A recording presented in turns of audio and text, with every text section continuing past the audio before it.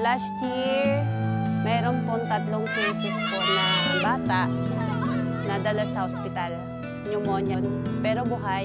Tapos last 2012, yun, 2 bata po yung namatay. Nito po ngayon, huli, may 2 cases po. Buhay naman, ginagamot.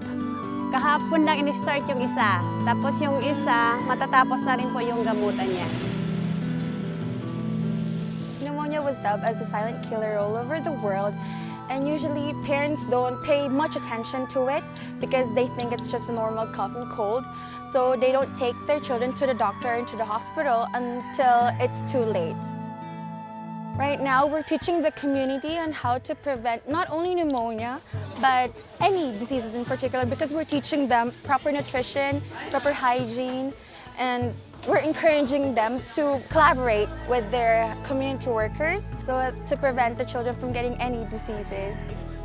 Natututo sila ng tamang paghugas ng kamay, tamang sanitation din po.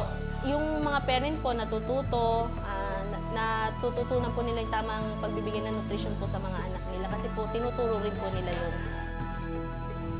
May nag-improve naman po. Yung iba naglilinis na rin po sa loob at labas ng bahay nila. At yung mga bata, yung iba pinababakunahan na rin po, nahikayat na rin po. Meron din po matigas pa rin na hindi nagpababakuna. Ngayon, na may pumupunta sa kanila, parang ano sila, tuwang-tuwa naman sila na may pumupunta sa kanila na sinasabihan silang ganitong gawin nyo.